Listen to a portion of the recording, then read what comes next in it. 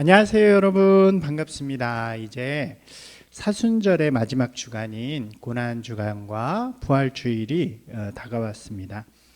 고난주간이라는 것은 예수님께서 우리를 위해 십자가에 달려 돌아가시게 되는 그 한 주간을 이야기해요.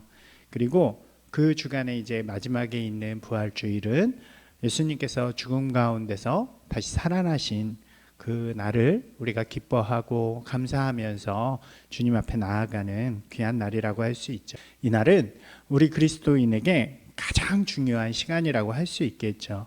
우리가 믿는 것은 바로 예수님께서 나의 죄를 위해서 십자가에 달려 돌아가심으로 우리를 죄와 심판으로부터 구원해 주셨다는 것이고, 또 그 예수님께서 부활하셔서 지금 우리와 함께 하신다는 것을 우리가 믿는 거죠. 여러분은 그것을 다 믿나요? 우리가 한번 같이 고백해 볼까요? 나는 예수님께서 나의 죄를 용서하시기 위해 십자가에 달려 돌아가신 것을 믿습니다. 또 해볼게요. 나는 예수님께서 죽음으로부터 살아나셔서 나와 항상 함께 하심을 믿습니다. 이것을 우리가 간단하게 복음이라고 이야기하는 거예요. 그리고 우리는 이 복음을 믿음으로 구원을 받고 하나님 나라의 백성으로, 또 하나님 나라의 자녀로, 하나님의 자녀로 그렇게 살아갈 수 있게 되는 거죠. 이번 한 주간 동안 우리가 이 믿음을 분명하게 고백하면서 그 구원을 주신 하나님께 더욱더 감사하는 귀한 시간이 되시기를 주님의 이름으로 부탁을 드립니다. 가장 중요한 것은 믿음이라고 할 수 있죠. 우리가 계속해서 아브라함을 통해 본 것처럼 아브라함에게 하나님이 찾아오셔서 약속을 주셨을 때 아브라함이 그것을 믿기에 되게 어려운 상황이었음에도 불구하고 그 약속을 믿게 되죠. 그리고 하나님께서 그 약속을 믿는 그 믿음을 기쁘게 받아주셨다라고 우리가 함께 나누었어요. 우리 한번 그 약속이 무엇이었는지 기억해 볼까요? 첫 번째 약속은 자손을 하늘의 별처럼 많게 해주겠다라는 것이었죠. 그리고 두 번째 약속은 이렇게 둘러본 후에 그 보이는 모든 땅을 내 자손에게 주겠다라는 말씀이었어요. 그 약속을 통해서 하나님께서는 아브라함의 자손들을 큰 민족을 이루고 또 하나님의 백성으로 살아가도록 해주시겠다는 것이었어요. 그런데 아브라함은 이제 다른 지역에서 살다가 이제 막 도착해서 그곳에서 살기 시작한 사람이었잖아요. 그리고 더 그런 것은 나이가 이미 80도 넘었는데 자녀가 없는 것이었어요. 그래서 80이 넘은 자신이 자녀를 낳을 수 있다라는 것은 굉장히 믿기 어려운 말씀이었죠. 그런데 어떻게 했어요? 아브라함이 그 약속을 믿음으로 고백하게 돼요. 그리고 그 믿음을 본 하나님께서는 그를 기쁘시게 여기었다라고 이야기하는 거죠.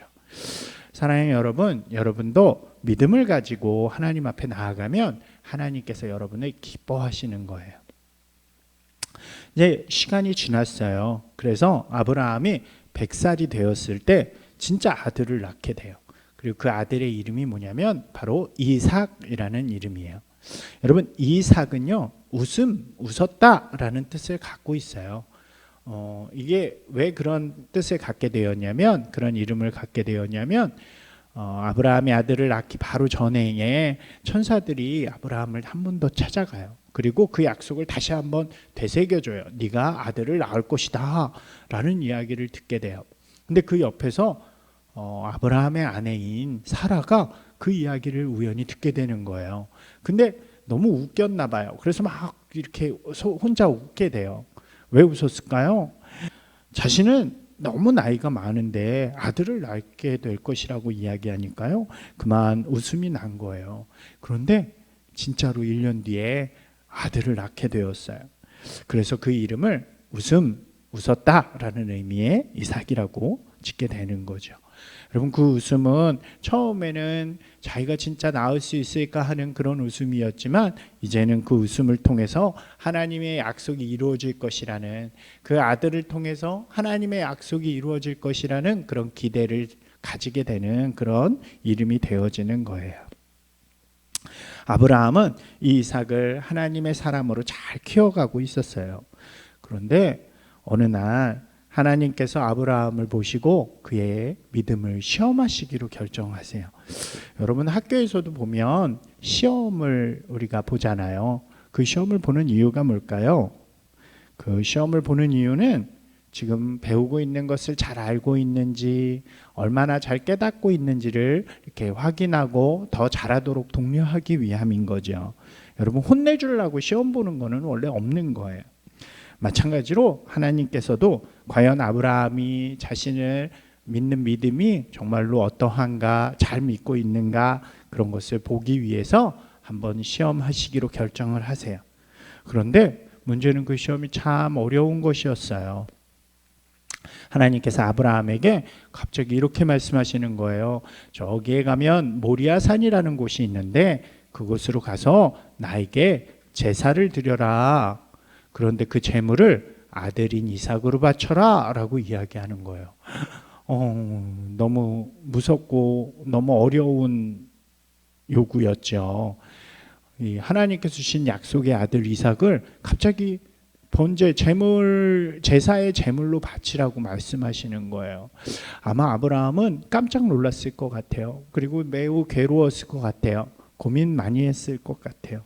근데 아브라함은 다음 날 아침이 되어서 정말로 이삭을 데리고 그 모리아 산으로 가게 돼요. 아브라함의 마음이 어땠을까요? 아브라함은요, 하나님을 믿는 사람이었어요. 그리고 하나님께서 주신 약속을 분명하게 믿음으로 고백하는 사람이었어요. 그래서 그의 마음속에는 이러한 마음이 있었던 것 같아요. 하나님께서 이렇게 자신에게 명령하신 이유는 분명히 무엇인가 뜻이 있기 때문일 거야.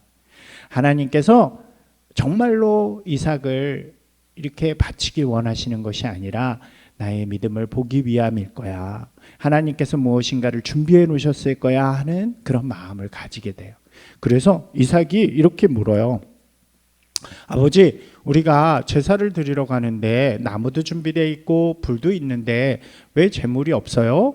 라고 이렇게 묻게 되니까 아브라함이 이렇게 대답을 해요. 그것은 하나님께서 준비해 주실 거야.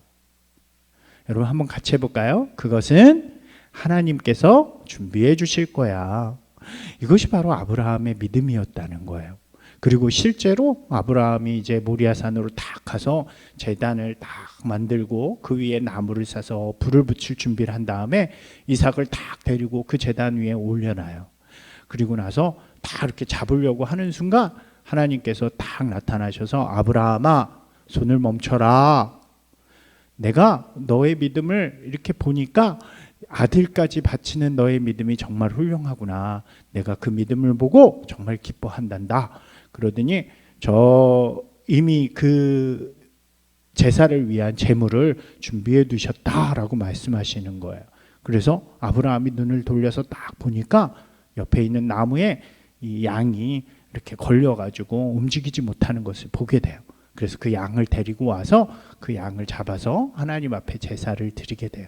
하나님께서는 그 아브라함의 믿음이 너무나도 기뻐하셨던 것 같아요. 그래서 아브라함에게 내가 너를 보니까 너의 믿음이 참 훌륭해. 내가 너 때문에 너무 기뻐. 내가 너에게 약속한 복을 다 줄 거야. 너는 나와 함께 이 믿음의 길을 가자라고 말씀해 주세요. 여러분, 아브라함의 믿음이 어떤가요? 참 훌륭하죠. 우리도 이러한 아브라함의 믿음을 본받아서 하나님께 칭찬받고 복도 많이 받는 친구들이 되었으면 좋겠어요. 여러분, 믿음의 길을 가다 보면 하나님과 함께 또 우리 주님과 함께 믿는 이 길을 가다 보면 우리에게도 이러한 순간이 찾아올 때가 있어요. 물론 하나님께서 아브라함에게 하신 것처럼 지금은 직접 나타나셔서 말씀하시진 않지만 그런 상황들이 우리 가운데 찾아올 때가 있어요. 목사님이 어렸을 때는 어떤 게 있었냐면 주일날 아침에 꼭 만화가 TV에서 방영이 됐어요. 요즘은 아무데나 틀으면은 아무 때나 만화를 볼 수 있잖아요. 유튜브 같은 것도 있고. 그런데 목사님이 어렸을 때는 그런 게 없이 오직 TV에서 딱 그 만화를 틀어줄 때만 볼 수 있었어요. 그런데 가장 재밌는 게 언제였냐면 주일날 아침에 하는 거예요. 그래서 그것을 이렇게 넉넉히 보다 보면 예배 시간에 늦기도 하고 어떨 때는 예배 때 못 갔기도 하고 그러는 거예요. 그래서 그 시간이 너무 고민이 되는 거예요. 내가 예배를 드리러 가야 되는데 이 만화가 너무 재미있는데 어떻게 해야 되나 이렇게 고민하게 되는 거죠. 여러분 어떻게 해야 될까요? 목사님은요 그때마다 그래도 내가 하나님을 믿는 사람이니까 예배를 드리러 가야지 하고 예배 교회를 선택했어요. 그리고 그 선택을 아마 하나님께서 기쁘게 받아주셨을 것 같아요. 또 그런 시험의 순간들이 많이 있어요. 우리가 살아가다 보면 내 마음대로 할 것인가 아니면 하나님의 뜻대로 할 것인가, 하나님이 원하시는 것을 할 것인가 아니면 세상이 원하는 것을 할 것인가, 이런 순간들이 있어요. 여러분에게도 아마 그런 시간들, 그런 순간들이 찾아올 거예요. 여러분 그때마다요 이 아브라함이 하나님의 길을 선택한 것을 여러분이 잘 기억하셨으면 좋겠어요. 그리고 하나님을 기쁘시게 하는 선택을 여러분들이 결정하셨으면 좋겠어요. 그러면 하나님께서 여러분을 기뻐해 주시고 또 여러분과 함께 하시면서 여러분에게 큰 복을 주실 거예요. 오늘 아브라함에게 주신 시험의 시간을 통해서 하나님을 선택하고 하나님을 기쁘시게 하는 아브라함의 모습을 우리가 함께 나누었어요. 우리 다음 주에는 이제 그 이후의 이야기들을 또 함께 볼 거예요. 여러분 하나님의 말씀에 순종함으로 하나님의 기쁨이 되는 귀한 친구들이 되기를 주님의 이름으로 축복합니다. 기도하겠습니다. 하나님, 예수님을 통해 우리에게 구원을 주시고 하나님의 자녀로 살아가게 하심을 감사드립니다.